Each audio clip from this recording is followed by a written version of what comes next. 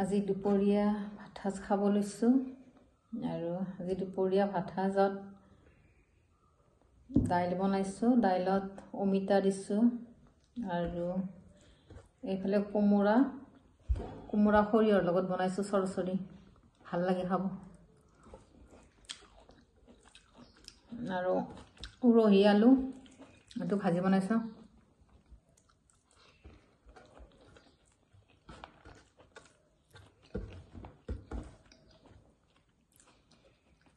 জাহাজী কল পাতলকৈ কাটি ভাজি লৈছোঁ।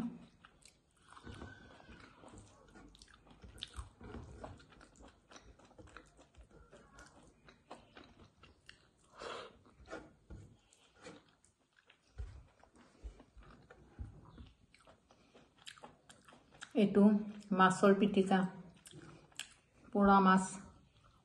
মানে মাছটো ভজা মাছ আছিলে, মই অকণমান গেছত আকৌ সেকি লৈছোঁ, অলপ পুৰি লৈছোঁ।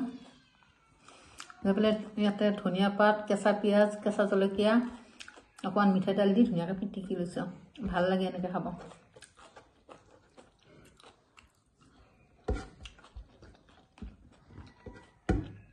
আৰু এইফালে বিলাহী খুব ধুনীয়াকৈ চাটনি বনাই লৈছোঁ।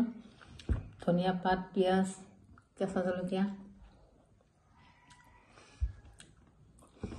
কোমোৰাৰ চৰচৰিটো বহুত বেছি ভাল হৈছে। কিন্তু অকণমান সৰিয়হ দি দিছোঁ আৰু অলপ চেনি দিছোঁ আৰু বনাওঁতে, নহ'লে অলপ কোমোৰাটো টেঙা টেঙা লাগে, সেইকাৰণে অকণমান চেনি দি দিছোঁ।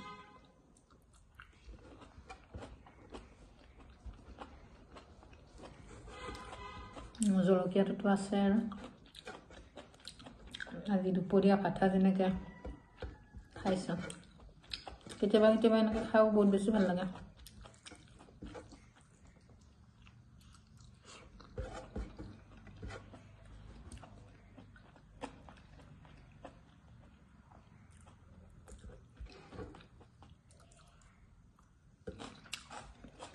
মাছৰ পিটিকাটো বহুত বেছি খাব ভাল হৈছে। কেতিয়াবা এনেকৈ মাছৰ পিটিকা খাই চাবচোন, বহুত ভাল লাগে।